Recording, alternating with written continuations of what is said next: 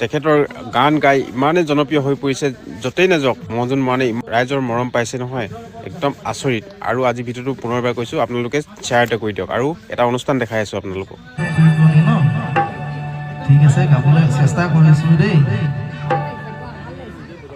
হাত চাবই হ'লেও অকণমান সহযোগ কৰিব দেই।